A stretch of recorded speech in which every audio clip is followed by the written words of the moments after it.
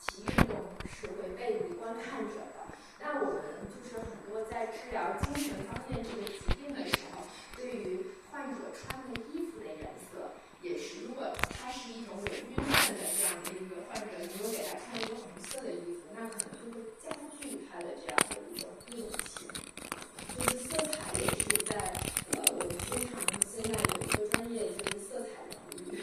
对，也是会就是专门去研究这些。那这个就是我要讲的最后的一个作品，但是最后这个作品讲的会稍微的长一点啊，就是这个是一个叫玛利亚拉里奇的一个女艺术家的作品。这边画也不大，都是50公分左右的方块，就是排在墙上，它就是呈现出一种黄色的一个调子。那这一套作品有一个非常有意思的名字，叫历史画，就是 history painting， 就是大家对历史画的一个感觉应该是什么样的画？厚重，历史沉重嘛，有岁月的积淀。对，然后而且就是我们一般从样式上来说，历史画它是一种带有叙事性的，然后就是比如我们非常熟知的，就像开罗大典，这就是历史画，对吧？就是我们熟知的莱莎姆壮士，它都是带有一种就是非常叙事的，然后具象的这样的一种油画，我们叫历史画。那这件作品它为什么叫历史画？它的历史从何而来？我来给大家说一下。那这个是它的这个标号是历史画2第2件，名字叫做洞穴，是吧？大家能从侧面，我不知道能不能看清，就是这个位置。能看得清吗？就是它其实是有一层一层颜色的积淀的，就是它其实这一张画是有好多种颜色，一层一层平涂，然后在正面是看不出来的。我们能从那个侧面，我特意去侧面拍了一下，能看到，大家能看到呲出来的那个黑颜色。它这一幅画的从底层到顶层使用的就是白垩、炭黑、红土，然后最顶上的这一层是黄土，那就是洞穴时期，其实就是人类最早使用绘画的这样的一些色彩。那其实就是，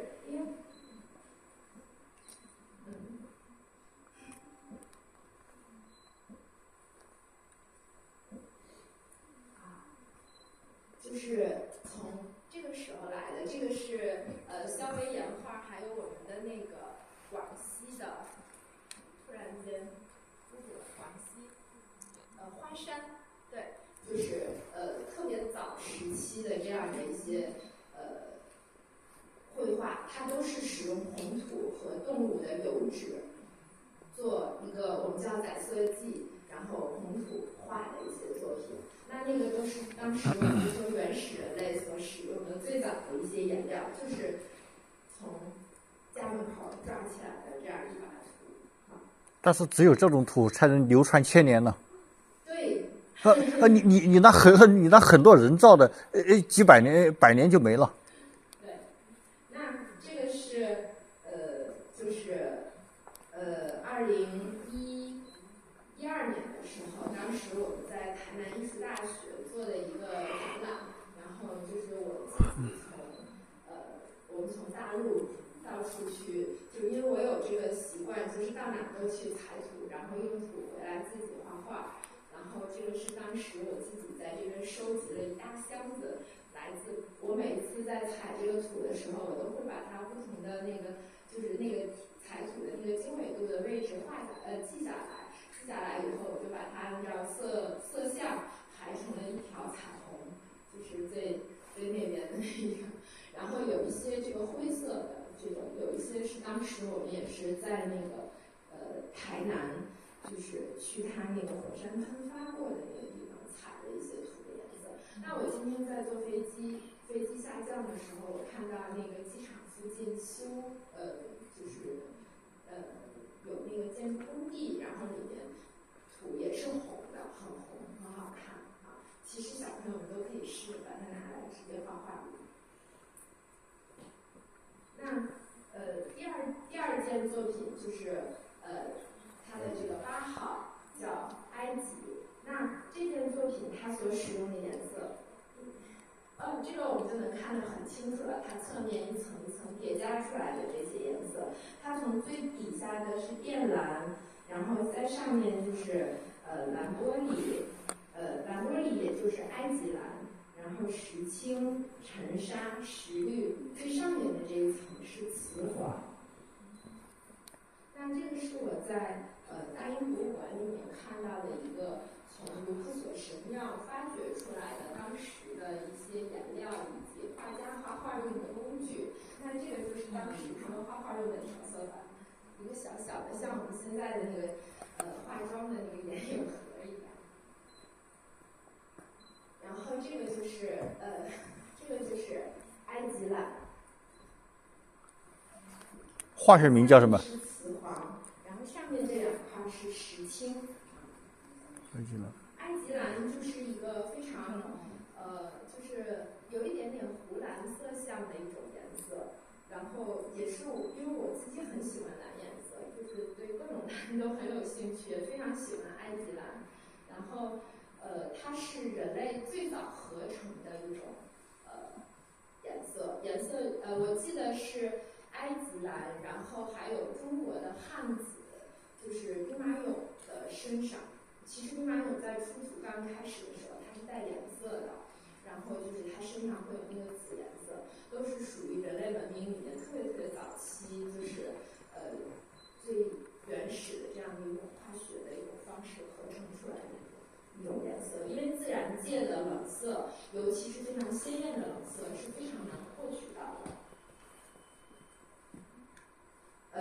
然后这个是我们说的第3幅，就是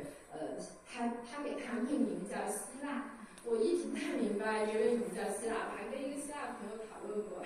他也不明白就是为什么是这些颜色，他给它取的名字叫希腊。但是我想跟大家聊的就是关于它使用的这些颜色的一种历史性。那我们看这张画从底层到顶层，它所使用的颜色就是朱砂、铅红、红绿、铅白，以及最顶层的是铅黄。那我们看，就是我想跟大家说到的就是铅白色，因为如果在座有画油画的朋友，你会知道铅白对于油画家来说是特别重要的一个颜色。如果没有铅白色，也不能说如果没有铅白色，就是我们所熟知的吧，比如伦勃朗、雷拉斯对之、威米尔，就是我们所熟悉的这些17世纪左右的这些特别重要的这些油画家，他们使用的颜料都是他们所使用的白颜色都是铅白。就是有一个从真造假的一个就是专门仿威米尔画的一个人，然后他其实仿得非常非常的像，最后就是被查出来，就是因为他其实就是在一张画里面不小心用了钛白。因为钛白是一个在后期，就是大概在19世纪以后才使用的一种颜料，它使用了钛白色去画，然后被检测出来的。但是我们说这个时候我们所熟知的这些大师，他们使用的都是铅白。那如果对色彩有兴趣的朋友，可以去找一个叫《颜色的故事》，是英国的一个学者叫维多利亚·芬利写的一本书。他在那本书里面，他把铅白叫做最伟大也是最残酷的白色。那我们说，就是它之所以伟大，是因为这些非常重要的我们说熟知的这些艺术大师所使用的白颜料，其实都是铅白。铅白是一种非常好用的颜料，就是具有所有就是油画颜料里最好的一些特性。它快干，然后就是具有那种非常强的我们说塑造笔触的那样的一种笔触出来非常的厚重锋利。但是它也是最残酷的白颜色，因为铅白是剧毒。我们看这个是伦勃朗就是伦勃朗的那个时代的一个，就是人们制造铅白的一种办法，就是把这个铅泡在这个醋里面，就是然后在这个罐子周围堆上新鲜的粪便，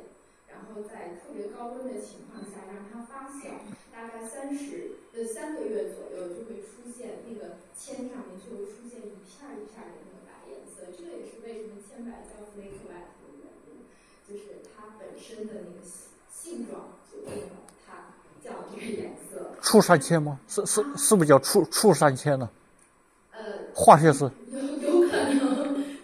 我的化学不是特别好啊，就是这样的一种特别恶心，就是取那个铅白的过程是非常恶心的，但是把它做成颜料之后，却成就了油画历史上最伟大的这些经典的作品。那它还有一个特别可怕的地方，就是那个维多利亚时期的那些贵族，他们都把这个颜色抹在脸上，所以就出现贵族死于铅中毒，就是这个也是非常恐怖的。女巫啊！最早期的化妆品嘛，它在脸上抹的这个白。颜料是一个特别有意思的话题。对，那我们接下来再说这个17世纪这一幅作品的名字叫做《意大利》，我也是把它的这个从底下的底层到上层的这个一层一层，大家能看到侧面哈。我的电脑能出的就是看这些侧面，它其实是有一层一层颜料沉积下来的。最底下的一层是群青，然后是熟褐、生褐、土绿、熟者、生者，这些所谓的熟褐、生褐、土绿、熟者、生者，其实它都是一些各种颜色的土，深的、浅的，是吧？就是各种倾向的。那生褐就是它的那个英文的名字，其实就特别像意大利的那个西耶纳，就是它的那个拼音非常非常的像，包括最顶层它所使用的这个拿破里黄，其实都是和意大利的那不勒斯是有非常就是直接的一些关联的。就是很多颜色其实是和某一个特定的产地是非常有关系的。那这个是我特别喜欢的另一个蓝颜色，就是群青。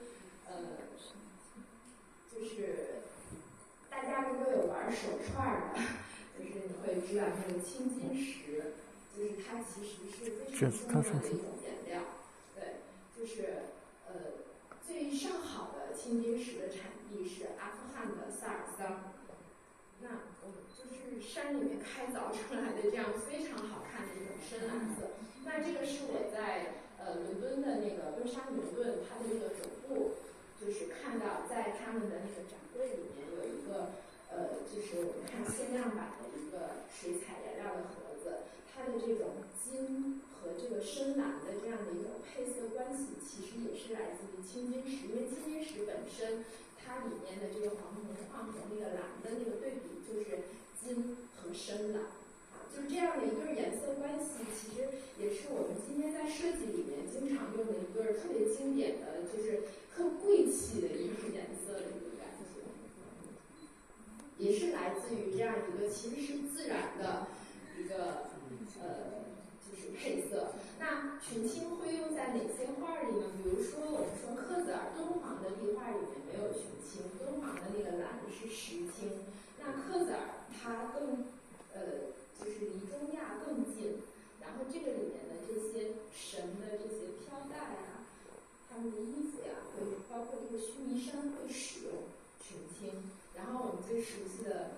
威米尔戴珍珠耳环的少女，她的头巾是用群青画的。然后威米尔也是这些画家里面挺少有的一个很奢侈的一个人，就是他能够用群青去调色。而我们看到那个达芬奇他们那个时代的艺术家，就是在杜勒的一个笔记里面，就是说那个是他的那个时代，青金石是比黄金还要贵的一个颜料。对，是真的，那个时候就是所有的画的定价是你用什么材料来决定的，就是所以他们记得非常的清楚。就是在维多利亚芬利的那本书里面，就是他说到，就是这个圣母的这个袍子没有画完，是因为就是米开朗基罗在等着他的雇主把青金石给他那个颜料给他拿过来，但是一直没有拿，所以这张画就一直没有画完。那这个群青色也是非常，就是在那个时候是极其昂贵的一种颜料。我们看这个就是我说的一开始，泰特的色彩厅的那个墙就是这个颜色的镉黄，也是在18、19，这个是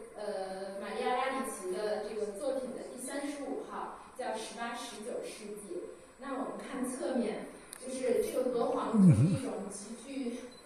我觉得就是用画画的这个语言说就是覆盖力，但是它真的就是极具侵犯性，就是它一出现，其他的颜色全盖住了，覆盖力极强。就是但是它底层是有很多种颜色的，我给大家大约说一下，最底下的一层是镉红，然后是苯胺紫。苯胺紫是一种，是一个化学家，他在发明一个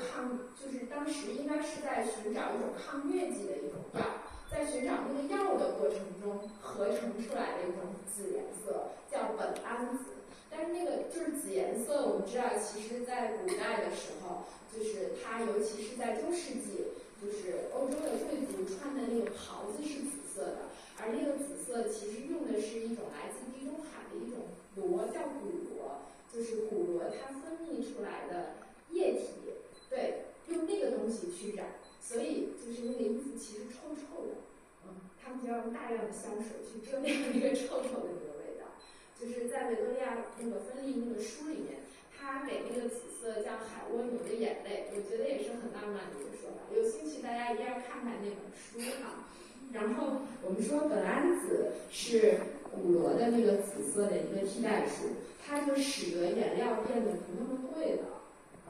然后再往上一层是普鲁士蓝，然后是法国群青，就是我们看印象派的这些画家所使用的群青色，就跟达芬奇和米开朗基罗所使用的群青不一样了。就是达芬奇和米开朗基罗用的都是真材实料，就是那个天然的群青，而到了印象派的时候，群青就变成了一种合成的一个色相，它是去追那个群青的那个颜色啊。然后再往上就是古蓝、天蓝、氧化铬绿、翡翠绿，然后古绿、新白、柠檬黄。你看一层一层，这张画盖了很多很多层，但是它本身并不厚，因为这些化学颜料本身它不是那个像我们说就是矿石的颜料带有那种厚度的。然后是新黄、柠檬黄、古黄、铬黄。铬黄就是我接下来给大家看啊，梵高非常喜欢的一种颜色。然后是印度黄，最顶层的这个是镉黄，就是也是我们经常说的棕黄色。这个就是梵高是非常喜欢铬黄的，也是因为铬黄本身是一种剧毒的一种颜料，镉黄和铬黄都是有毒的。就是现在它也是出来生产了很多，就是代替这种。把它的这个毒性去掉，但是还保留这种颜色，就是在那个我们在买颜料的时候，它会在后面加一个 HUE， 就是它带有这个色相，但是那个毒性本身，包括铅白带一个 HUE 也是，它就不再带有那样的一个毒性了，它只是去模仿它的色相。梵高就是非常喜欢这种颜色，也是可能是因为他的这样的一种身体的这样的一种精神本能的一个需求，他非常喜欢这个颜色。然后这个颜色本身的这种毒性以及它的这样的一种就是鲜艳的刺眼的这个程度，也许更进一步又激发了他的那个病症啊。那这个是接下来是我们刚说到的藤黄，藤黄是中国画里面经常使用到的一种颜料，就是看起来脏脏的一块一块的，但是一旦用水一溶开，它就变得非常非常的亮。然后当然这个藤黄本身也是有毒的，藤黄的英文就是和柬埔寨非常非常的像，因为柬埔寨就是产藤黄的一个特别重要的一个地方啊。然后下面这个是特别有意思的，就是小朋友们应该很喜欢那张图画，你知道是什么意思吗？就是这个是维多利亚芬利在他的书里的一个小小的插图，他也是为了考察印度黄的到底是怎么回事，跑去了印度，回来以后他画了这样的一张图，就是说当时是就是1900年前后的时候，就其实这个和当时的这个就是我们说透纳是特别喜欢用印度黄的，就是这个也是当时的这个殖民的一个也是那样的一个历史的一个结果。那在印度，就是他们喂母牛吃芒果的叶子，然后尿出来的尿才沉淀出来，然后制作出来的下面的这个黄颜色。而这样的一种办法其实是对那个牛非常不好的，对，但是就是说印度黄就是这样制成的，它也是一种非常透明的、很亮的一个黄颜色。我们去看那个透纳的那些画里面有很多特别漂亮的印度黄色。那我们再看最后一个，就是20世纪。20世纪，我们看20世纪，这是它第42号这个作品的使用的颜料，大家看它的名字就特别有化学感哈，有钛金绿、钛金蓝、二氧化锑，然后是昆鸦定酮永固红，就是它是一个 Q 打头的一个特别复杂的一个词。然后锰蓝、马斯黑、灯黑、象牙黑，然后出现了钛白这个时候，然后最顶层的这个颜色是温莎黄。其实这一套作品，我觉得也蛮给温莎牛顿做广告的，因为它的其实这套作品所谓的历史化，它的这个历史的这个原因，其实它的这一套颜色的这个各个时代所使用的颜料，它是从温莎请问一下，这两个屏幕有色差了，我们以哪个为准？其实这个都没有太大所谓，真的没有太大所谓。对，因为我觉得可能更重要的是背后的这个故事特别的重要，就是它是从当时的这个温莎牛顿的整个这个工厂的里面，他找到这两个屏幕有色差就是颜料的发展的历史的时间表。那在这个里面，我想跟大家他说到的两种黑颜色，其实黑色是很有意思的，就是如果大家有兴趣去看，就是我们说黑色是一个色相，但是其实黑有千千万万种黑。然后它在这里面用到了象牙黑，也就是我们经常说的一种骨黑，就是它来自于骨，就是烧制出来的一种黑颜色。它的特点就是暖、透明，然后还有一种灯黑，就是这个颜色，这个黑颜色，它就是更重、更冷的一种黑颜色。那我再给大家说一个，这个里面其实使用了另一种黑褐色。那这个黑褐色其实也是特别特殊的一段时间，大概是18、19世纪的时候。如果大家去老的那个，就是泰特美术馆分两个，一个是泰特的一个 Tate Britain， 还有一个 Tate Modern。就是如果去老的那个馆里面，你会看到18、19世纪的时候，大量的这样的作品，就是屋里面褐褐的那种暖光。然后这个其实它所使用的这样的一些颜色，这种黑褐色是来自于木乃伊，就是用木乃伊练出来的。对，是的，这些都是和当时的这个整个的这个殖民的这样的一个历史是有关系的。而在这个木乃伊中，其实在现在我们还能找到，在一些颜料里面，它叫妈咪，就是木乃伊，变成了一个色相的，就是一种透明的棕黑褐色暖暖的一种颜色，很好用。但是当时很多艺术家并不知道它是用什么做的。对，后来我记得在维多利亚飓丽的书里面，他写到有一个艺术家知道了他的颜料竟然是这样的一个来源，然后他就把他的这些颜料拿到后花园给他们做了一个葬礼。就是其实我们说，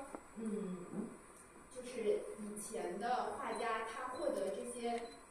就是最早的画家，他是自己做颜料。后来，其实我们今天离那个历史已经非常非常远了。但是我也是在有一天突然面对这个特别纷繁的调色板的时候，我不知道该用什么好的时候，我突然开始想去了解这些颜色背后的这样的一些故事，然后就一发不可收拾。这10几年一直都在，就是找各种各样跟这些颜料自己有关的这些故事，一点一点去找。包括我自己也一点一点能做，就自己去做这些颜色。那我觉得其实也是，当你知道它的来源的时候，它可能背后就又赋予了一层新的一个意义，就就不再是眼睛所看到的那个色本身了。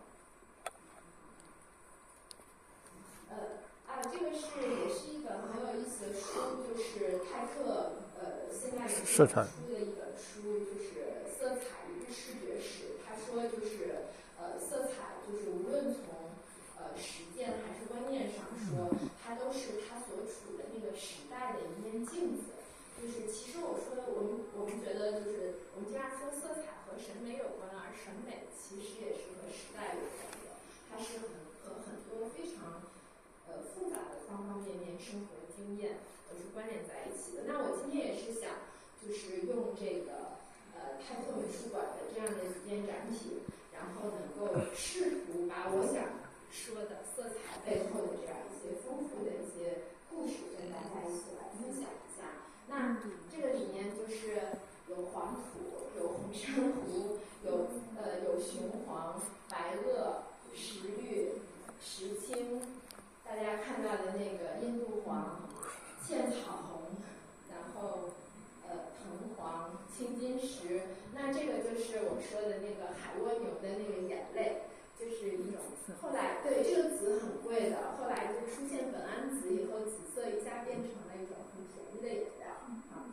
就是上面是这个香山的红叶的这个红，这个就是这个红叶本身就是它也是一种很好的一种染料，然后是靛蓝、石墨，然后最下面的这个大家知道是什么吗？胭脂虫做的那个红色也叫胭脂红。对，就是其实色彩和绘画有关，它其实跟我们的食物也是有关的。就是伊朗还有一个特别有意思的一个谚语，就是什么是田野里的紫，市场上的红和餐桌上的黄，红花。藏红花。它就是在田野里的花是紫的，在市场上卖的那个花蕊是红的，做成饭西班牙海鲜饭的那个饭是黄的。对，就是所以说色彩是一个特别有意思的、很丰富的一个话题。我们说是调色板的故事，但是其实也是和我们每个人生活息息相关的一个故事。那我要说的